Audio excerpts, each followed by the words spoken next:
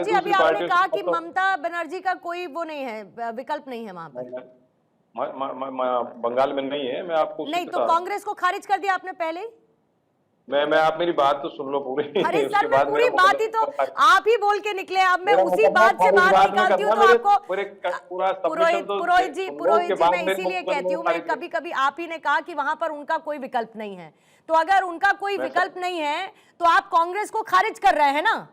मतलब कांग्रेस का कोई स्कोप नहीं है बंगाल में किसी भी तरीके का, ये मैं मान लूं आपकी बात से। अब आप मेरी पूरी बात नहीं सुनी। पहले भी मैंने कहा तृणमूल भी अच्छा ठीक कांग्रेस है, शब्द का चलिए आप उपयोग कर बोल रहा है। दीजिए। ममता दीदी भी इंडियन यूथ कांग्रेस की महामंत्री थी, आनंद शर्मा अध्यक्ष। कांग्रेस ही है वहां पे, भारतीय जनता पार्टी नहीं, जो मैं कह रहा हूँ उस पर भी आऊंगा जो आप पूछ रहे हो। वहां पे ऑल्टरनेट नहीं है। जो इन्होंने चार्जशीट जो बीजेपी लाई है, ये तो खुद का फेलियर स्टेटमेंट लेके आई है। आप जो केंद्र सरकार घुसपैठ की जो आप बात कर रहे हो, इनके हाथ में नहीं घुसपैठ। कौन से तो बिहार में हो गई, कौन से कितने घुसपैठ ये निकाल दिए। दूसरा जो एसआईआर हुआ उसके अंदर, जैसे मैं एग्जांपल दूं, मेरे डोमेस्टिक कई सालों से काम करती है वो, उसको वहां पर अपना वापस जाना पड़ा तो वो शी वाज अनॉयड कि मेरे इतने पैसे खर्च करा रहे हैं, मैं सबमिट करके आई सारे कागज, मेरे पति को छोड़ गई, फिर मुझे वापस बुला रहे हैं कि ऐसे कर दो। जो एसआईआर की प्रक्रिया इन्होंने अपनाई, उससे भी रिजेंटमेंट बीजेपी के खिलाफ हुआ। अच्छा हुआ, वो खराब हुआ, सही हुआ, ये तो चुनाव के रिजल्ट के बाद पता लगेगा। और जहां तक अब आप कांग्रेस की जो बात करें, जो इस समय जो कांग्रेस है, तृणमूल कांग्रेस का डिफरेंस, कांग्रेस पार्टी 2016 के टाइम अच्छी सीटें थी, 44 सीटें थी, अपोजिशन में भी थी। लेकिन 2021 में क्योंकि भारतीय जनता पार्टी की पूंजीवाद को, जो प्रवर्तक सरकार की पूंजीवादी, उसको रोकना था, तो एक साइलेंट वॉक ओवर दिया। और कांग्रेस का ऑर्गेनाइजेशन हुआ मजबूत नहीं हुआ, अभी तक भी नहीं हुआ है। कांग्रेस पार्टी में चुनाव जरूर लड़ रही है, लेकिन मेरे हिसाब से कांग्रेस पार्टी को साइलेंट ही वॉक ओवर ममता दीदी को देना चाहिए। ममता दीदी के, अब भारतीय जनता पार्टी जो कोशिश कर रही है महिलाओं के वोट और मुस्लिम वोट जो काटने का प्रयास कर रही है, 10% का डिफरेंस, तो उसको कैसे काटा जाए, ये सक्सेसफुल नहीं होंगे। इनको खुद को मन में पता है, तो खुद ही 100 से ज्यादा सीटें नहीं सोच के बैठ। तो कांग्रेस पार्टी जो है, आप जो पार्टी की बात करो, कांग्रेस को टाइम लगेगा, लेकिन जो कांग्रेस का ही स्वरूप है वो भी कांग्रेस जबरदस्ती यहाँ पे एक जुमलेबाजी या कोई आजकल जो शब्दों का प्रयोग मैं ऐसे करता नहीं, पर हो रहे हैं। साहब नहीं, कांग्रेस तो 294 में से 200 सीटें लाएगी, इतनी सीटें लाएगी, तो मेरे को नहीं लगता ऐसी बातें करनी चाहिए। तो धरातल पे बात है वही करनी चाहिए, धरातल के हिसाब से। लेकिन आधिकारिक तौर पर कांग्रेस आपकी बातों से अग्री ऑब्वियसली नहीं करेगी सर, जो आप यहाँ पर कह रहे हैं। ठीक है, मैं आपको उसका टेक मान के आगे बढ़ती हूँ। हर्ष दहिया जी पहले आपके पास, फिर अनुराग जी मैं आपके पास आती हूँ। हर्ष दहिया साहब, मुझे ये बताइए कि अभी ये जो पॉलिटिकल चार्जशीट वाला जो एक ट्रेंड, इधर से चार्जशीट जा रही है फिर उधर से वापस आ गई, ये किस तरीके का इम्पैक्ट डाल पाने की स्थिति में, और वाकई में ऑन ग्राउंड जो आरोप लगाए गए बीजेपी की तरफ से वो एग्जिस्ट करते हैं, या सिर्फ कहने की बात है कि चलिए अब चुनाव का माहौल है तो मुद्दे उठा देते हैं? पूर्णिमा जी, पहले तो मैं वरुण जी को सुन रहा था कांग्रेस से, तो बड़ी हंसी आ रही थी, उन्होंने तो पहले ही हार मान ली है। अब आप ये देखिए कि राहुल गांधी जो देश के नेता बने फिरते हैं वो तो गायब हैं, और ये पिछली बार इनकी 0 सीट्स आई हैं, ये तो वोट काटने का भी काम नहीं कर रहे, तो डिबेट पे भी आके टीएमसी को ही सपोर्ट कर रहे हैं कि ममता दीदी लड़ेंगी। हमारे राहुल गांधी तो बिल्कुल नाकामयाब नेता हैं, उनका कोई वर्चस्व नहीं है। जैसे बिहार में वो असफल रहे, वैसे ही बंगाल में भी कांग्रेस असफल रहने वाली है। राहुल गांधी घुटने टेक चुका है, बट लेकिन थिएट्रिक्स उन्हें पूरे करने हैं नेशनल लेवल पे कि अपने आप को एक नेता दिखाना है। जहां तक बात रही चार्जशीट की, आप ये देखिए, अमित शाह जी ने बड़ी अच्छी बात कही है, ये भय वर्सेस भरोसे का इलेक्शन है। भय किस चीज का? हिंदू वहां पे रामनवमी पे अपनी प्रोसेशन निकालता है तो उस पर पथराव हो जाता है। आप दुर्गा पूजा सही से नहीं मना सकते, अगर आप बंगाल में दुर्गा पूजा नहीं मना सकते तो कहां पे मनाएंगे? दिल्ली में सीआर पार्क में दुर्गा पूजा के पंडाल लगते हैं, एक भी कोई ऐसा इंसिडेंट नहीं होता। और जहां पे हमारी दुर्गा मां की, हमारी माता की सबसे बड़ी क्या कहते हैं आस्था है, वेस्ट बंगाल में, वहां पे हिंदू आज के समय में दुर्गा पूजा सही से नहीं कर पा रहा। तो किस लॉ एंड ऑर्डर की बात होती है, किस चार्जशीट की बात होती है? चार्जशीट तो पब्लिक बता रही है जिसमें भय का माहौल है। आप देखिए कितने टीवी चैनल्स गए बंगाल में, जब उन्होंने लोगों से पूछा कि आप क्या सोचते हैं ममता बनर्जी सरकार के बारे में, वो डर के कह देते हैं नहीं जी हमारा पॉलिटिक्स में कोई इंटरेस्ट नहीं है, हम इस पे कोई बयान नहीं देंगे। वो डर दिखता है। आज आप देश में मोदी के खिलाफ बोल सकते हो, आप किसी भी नेता के खिलाफ बोल सकते हो, आप अमित शाह जी के खिलाफ बोल सकते हो, लेकिन आप ममता बनर्जी जी के खिलाफ नहीं बोल सकते, क्योंकि ममता दीदी के खिलाफ बोलेंगे तो आपके घर पे पुलिस आ जाएगी। अभी एक इन्फ्लुएंसर के घर पे उन्होंने पुलिस भेज दी थी, सिर्फ बंगाल में ही नहीं, वो देश के बाकी कोनों में अपनी पुलिस भेज के लोगों को हरास कर रहे हैं। तो वो इस बार वोट से बदला भी लिया जाएगा और बदलाव भी किया जाएगा। बंगाल में बदला लेगा वोटर, वोटर बताएगा कि ये जो आर्टिफिशियल डेमोग्राफिक चेंज वहां पे कर रहे हैं, ये हमारा देश का नागरिक बर्दाश्त नहीं करेगा।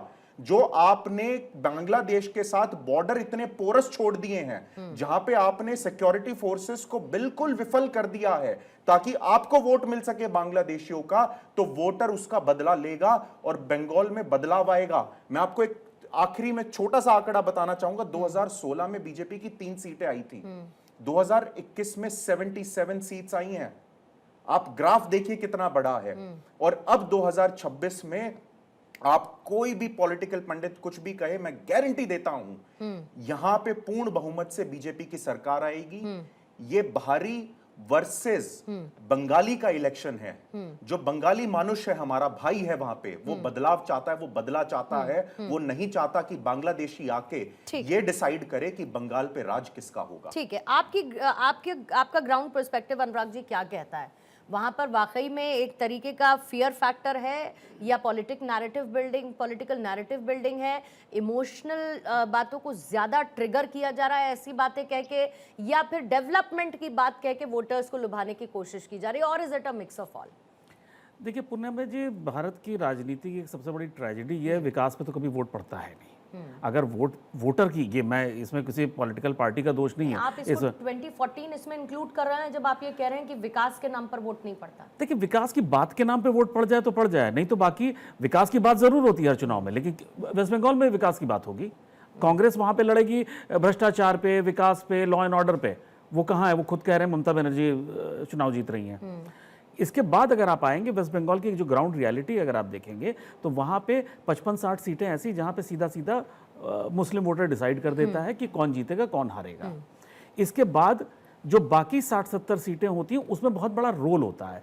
बाकी बची 150 सीटें जहाँ पे हिंदू वोटर है वो किसकी तरफ जा रहा है उस पर डिसाइड होता है। इस बार जो वहाँ का सबसे बड़ा जो एक नया जो कोण बना है, जो डायनेमिक्स है, वो ये है कि हुमायूं कबीर और ओवैसी जी जो साथ आए हैं, क्या वो मुस्लिम वोटर को ममता बनर्जी से निकाल के अपने पास ला पाएंगे? देखिए, जो पिछले दिनों ट्रेंड आया है, मुस्लिम मतदाता जो है वो रीजनल पार्टी से अब अलग जा रहा है। वो चाहे आप महाराष्ट्र देख लें, चाहे आप बिहार देख लें, अब मुस्लिम मतदाता अपने बीच का नेता चाह रहा है। और ऐसी कुछ बातें भी पिछले दिनों हुई हैं कि हमें अपने बीच का आदमी चाहिए। आप यूपी में बात एमआईएम और हुमायूं कबीर के जो अलायंस है उसमें आपको लगता है कि इनके मुस्लिम वोट बैंक को डेंट करेगा? देखिए, ये अगर ट्रिगर कर गया, अभी देखिए, अभी हम बहुत जल्दी बैठे हैं। अभी लास्ट के आप चाहे हरियाणा देख लें, आप चाहे बिहार देख लें, आप चाहे महाराष्ट्र देख लें, आखिरी का एक हफ्ता बहुत क्रूशियल होता है। सेंटर में बीजेपी की सरकार, एनडीए की सरकार है। अभी तो ममता बनर्जी ने बता दिया कि हम क्या क्या देंगे क्या नहीं देंगे। अभी बीजेपी ने नहीं बताया है। लेकिन एक चीज इसमें अपर हैंड क्या होता है, जो सरकार रूल कर रही होती है वो जो कमिट करती है उसका ज्यादा बड़ा रोल होता है, उस पर ज्यादा लोग विश्वास करते हैं। इसमें क्या है, केंद्र में एनडीए की सरकार है, वो क्या कर रही है, इसमें भी यहां पे दोनों बराबर की उसमें बैठे हुए हैं कि केंद्र में बीजेपी की सरकार है और सेंटर में स्टेट में टीएमसी की सरकार है। यहां पे हुमायूं कबीर और ओवैसी फैक्टर एक अगर कुछ बदलाव हुआ जो जिसकी इस बार उम्मीद बहुत ज्यादा लग रही है, क्योंकि जिस तरह से ममता बनर्जी बौखलाई हुई है उससे बौखलाई ये पिछली बार हुई थी। जिस तरह से आप देखिए वोटिंग परसेंटेज जिस तरह से बढ़ा है, वो 4 से 37% पहुंच गया है। उसको देखते हुए ममता बनर्जी का परेशान होना लाजमी है। और एक चीज और, वेस्ट बंगाल का एक ट्रेंड और बड़ा इंपॉर्टेंट है, बाकी सब जगह आमतौर पे ऐसा होता है या होता था कि सरकारें बदलती रहती, 5 साल हमने तुम्हें दिया, 5 साल तुम्हें दिया, या 10 साल तुम्हें दे दिया, 5 साल तुम्हें दे दिया। अब तो वो चेंज ही हो गया ना, अब बहुत जगह हम देखते हैं। अब देखिए, अब ये पिछले हुआ, लेकिन ये वेस्ट बंगाल का ट्रेंड बहुत पुराना है। जिस समय कांग्रेस रूल करती थी, मेरे ख्याल से 30-35 साल रूल किया, उसके बाद लेफ्ट ने किया, अब जो है ममता बनर्जी 15 साल से कर रही हैं। तो ये भी ममता बनर्जी को पता है कि अगर एक बार हटे तो दोबारा आने का मौका नहीं मिलेगा। ठीक है।